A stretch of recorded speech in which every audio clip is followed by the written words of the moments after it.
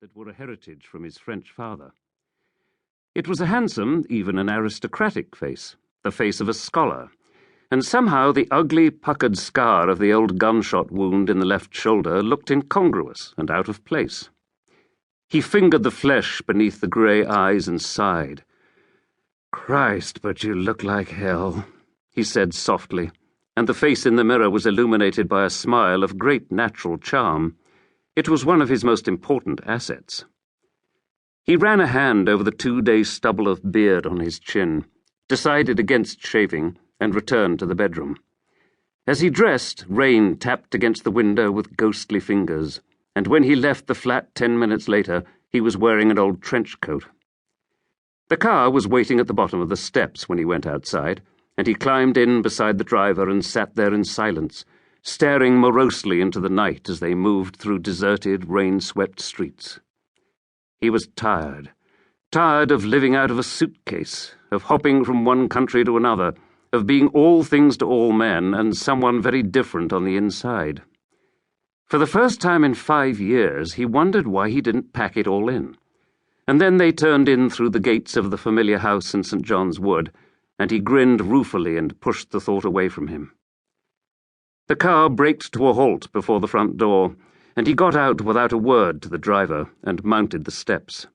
He pressed the bell beside the polished brass plate that carried the legend Brown and Company, Importers and Exporters, and waited. After a few moments the door opened and a tall, greying man in a blue serge suit stood to one side, a slight smile on his face.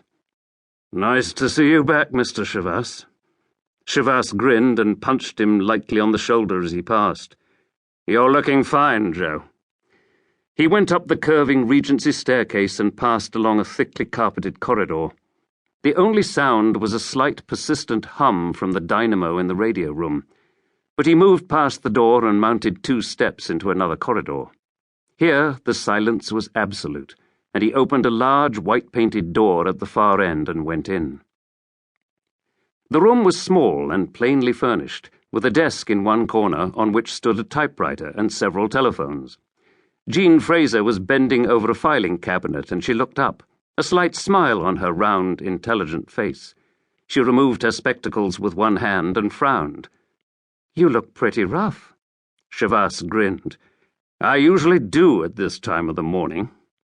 She was wearing a plain white blouse and a tweed skirt of deceptively simple cut that moulded her rounded hips. His eyes followed her approvingly as she walked across to her desk and sat down. He sat on the edge of the desk and helped himself to a cigarette from a packet that was lying there. He lit it and blew out a cloud of smoke with a sigh of satisfaction. "Now, what's all the fuss about? What's the chief got on his mind that's so important it can't wait until a respectable hour?" She shrugged. "Why don't you ask him yourself? He's waiting for you inside." He frowned slightly. "Another job? Already?" She nodded. "I think it's something pretty big." Chavasse cursed softly and got to his feet. "What does he think I'm made of? Iron?" Without waiting for a reply, he walked across to the far door, opened it, and went in. The room was half in shadow, the only light the shaded lamp that stood upon the desk by the window. The chief was reading a sheaf of typewritten documents, and he looked up quickly, a slight frown on his face. It was replaced by a smile, and he waved a hand toward a chair. "So they've finally managed to locate you, Paul. Sit down and tell me about Greece." Chavasse slumped into the chair and pushed his hat back from his forehead. "Didn't you get my coded report from the embassy in Athens?" The chief nodded. "I had a quick look at it when it came in yesterday. It seems satisfactory. Any loose ends?" Chavasse shrugged. "1 or 2. Your hunch about Skiros was right. He was a double agent. Been working for the commies for the past 4 years. They'll have to wait a long time for his next report." The chief selected a cigarette from a silver box and lit it carefully. "How did you manage it?" "I traced him to Lesbos," Chavasse said. "He was having a skin-diving holiday. Unfortunately, something went wrong with his aqua lung one afternoon. By the time they got him back to the beach, it was too late." The chief sighed.